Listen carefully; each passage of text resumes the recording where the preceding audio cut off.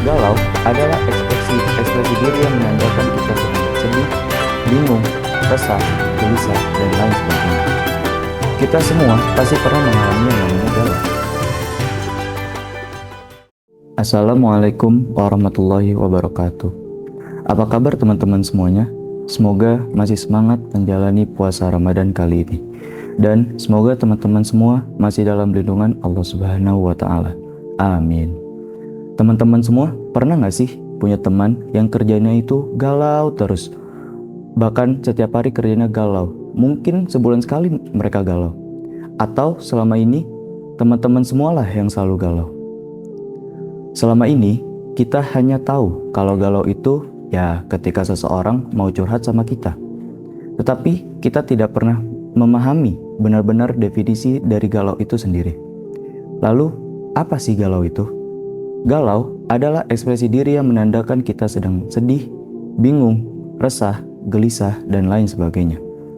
Kita semua pasti pernah mengalami yang namanya galau. Entah itu karena pasangan, teman, atau bahkan karena orang-orang terdekat kita.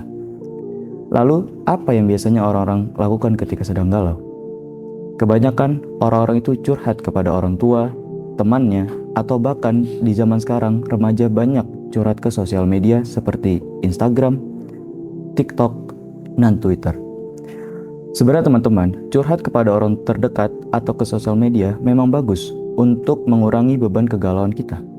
Tetapi sayangnya kebanyakan orang yang mendengarkan keluh kesah kita suka menjudge kita dengan perkataan, "Ya elah, kamu mah mending." Mungkin maksud mereka baik untuk menghilangkan beban pikiran kita dengan mengatakan ada loh yang lebih parah dari masalah kamu. Mungkin menurut mereka perkataan itu baik, tetapi belum tentu perkataan itu dapat diterima oleh kita yang sedang curhat. Bahkan dalam kasus tertentu ada beberapa orang yang justru tidak suka menjadi tempat curhat dan lebih memilih menghindar ketika kita ingin bercerita. Tapi tahu nggak sih teman-teman, sebenarnya ada loh tempat curhat yang tidak akan pernah menjudge kita dengan perkataan seperti itu. Tempat curhat yang justru senang jika kita curhat kepadanya. Tempat curhat yang jika kita menangis di hadapannya, kita itu nggak perlu malu teman-teman. Tempat curhat yang selalu menunggu kita untuk curhat kepadanya. Teman-teman tahu nggak siapa tempat curhat itu?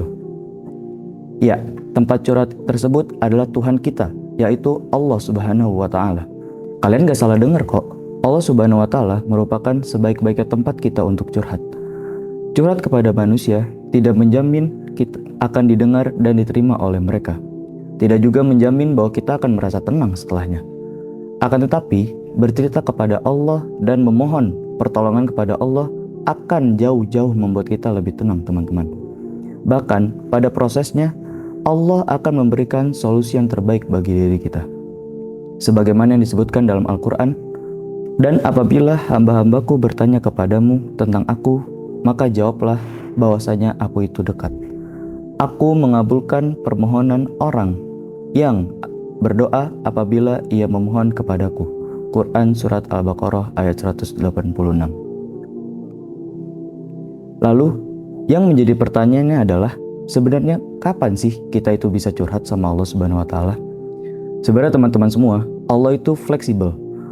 Kita bisa curhat kepada Allah di waktu kapan saja.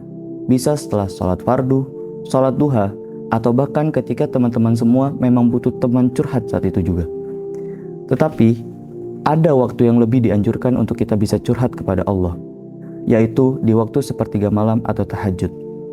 Di sepertiga malam, Allah akan mendengar seluruh keluh kesah kita dan bahkan mendengar seluruh masalah-masalah yang selama ini kita pikir tidak pernah ada solusinya. Setelah kita curhat kepada Allah di sepertiga malam, insya Allah akan memberikan kita solusi bahkan lewat jalur yang mungkin tidak bisa kita sangka-sangka. Mungkin selama ini masalah yang datang bertubi-tubi kepada kita tidak pernah kita temukan solusinya karena kita tidak pernah melibatkan Allah dalam segala aspek kehidupan kita. Kita selalu berusaha untuk menyelesaikan sendiri masalah yang sedang kita hadapi sampai lupa bahwa kita mempunyai Allah yang akan senantiasa membantu kita. Padahal kenyataannya teman-teman semua, Allah itu sebenarnya sudah menunggu kita untuk berdoa dan meminta pertolongannya untuk membantu permasalahan kita. Tetapi kita sebagai hambanya malah lalai akan hal tersebut. Jadi teman-teman semua, marilah kita libatkan Allah dalam setiap aspek kehidupan kita.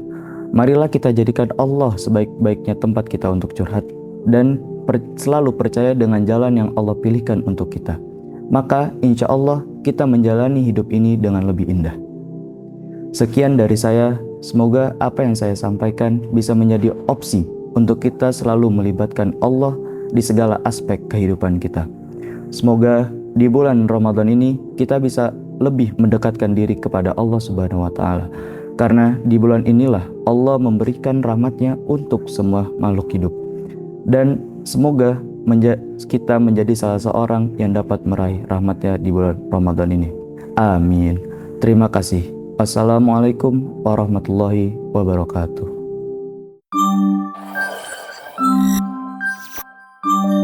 Come and join us.